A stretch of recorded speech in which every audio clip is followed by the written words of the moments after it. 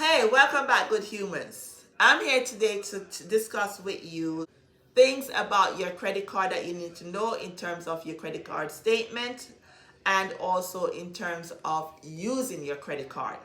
Now, credit card statement will have your due date, will have the amount of balance that you have on that card to pay the charges, total amount. It will also have your credit limit. It will also have your interest rate on that. And it will also have your statement closing cycle, right? Usually a month for your cycle and your statement closing date. Now, if your credit card statement closes on the first of the month, usually you have about 24, 25 days to pay for that card. So you're from the first of the month to the 25th you have to pay for that card. That is a due date. But you're paying for purchase, that's for purchases made from the second of last month to the first of this month when the cycle closes.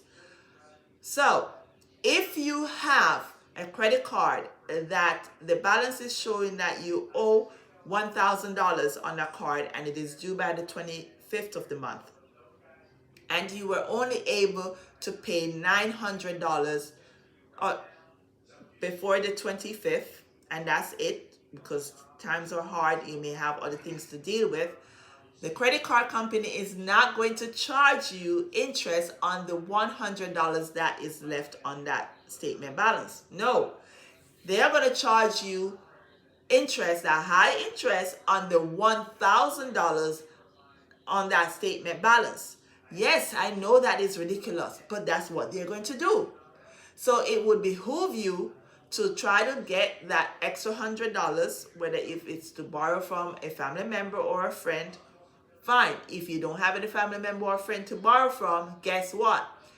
If you have an expense such as maybe your car insurance or your telephone or your utility bill that you can use your credit card to pay for that bill, do so. Use the credit card to pay for that bill and then use that money to cover the $100 that you would have owed on that credit card. So that's a way to make sure that they don't get any interest from you. And yes, you can use your credit card to pay for expenses and so that you have that cash now to pay off your statement balance when it comes. And another thing that you need to know also, this you might say, oh, but it's $100. It can happen even if it's just $10 that is left. It could be $990 that you were only able to pay and $10 is left. Even if it's $1 left, they are still going to charge you on the $1,000 and not on that measly $10 or $1 that you have left on that card. So please, it would behoove you, shift around something, try to get that extra $100 or the extra $10 that you may be short on to make sure that you pay off the entire balance on that credit card. Fine, I know things are hard, right? But we got to juggle. We got to shift things around. Now, another thing that I need to talk to you about is the utilization rate.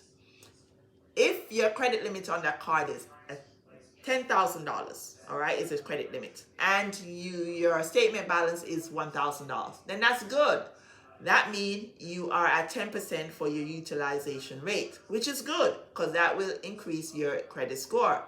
If you say had a statement balance of $3,000, that is still good because that is 30% of your utilization rate that you're using on the credit card, all right?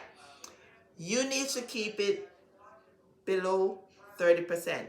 10% is ideal because that will help you to achieve in the 800 the credit score, a high credit score. But if you have 30% or so, you might be borderline in the high 600 or in the low 700, and depends on the other basic parameters that make up your credit score. So I'm just putting this disclaimer out there, okay? There are other things that also make up your credit score. You can watch my video on that also.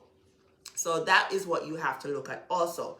Now, another thing that I must say to you is that, okay, if you have more than the $1,000 or if you have, say, even $5,000 on the credit card and you're not able to pay it all off and only able to pay the minimum or a little bit more than the minimum, try to get not a credit card that is offering balance transfer, and transfer that amount that you have on the card before the due date if possible, so that you're not charged interest on that card to pay off your balance, okay, your statement balance. So that is what you need to look at. Now, another thing that you need to look at is that there is a grace period between the due date on your credit card and the next statement closing date, which is the 1st. The due date is the 25th, as I stated, and the next closing date is the 1st of the month.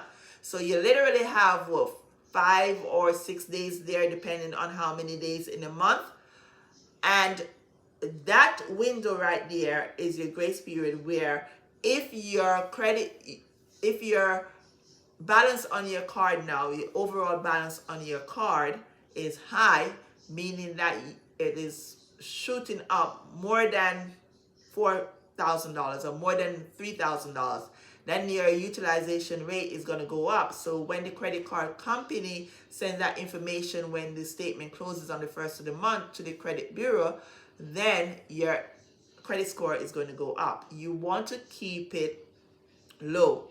So in order to keep it low, below the 30%, ideally below 10%, then you do a balance transfer and take something off of that. Or if you can't do a balance transfer, you can maybe call the credit card company and ask them for a credit line increase. Because when they increase your credit line now, then your balance on it compared to your increased credit line, if you're approved, will now bring down your credit utilization ratio, all right, or your rate. So please, those are things that you need to know in general, tips that you need to know about your credit card. Please know how to use your credit card. Please stay within your budget. If you can't, utilize the steps that I've just laid out to you, how to keep your utilization rate low and how to achieve a high credit score.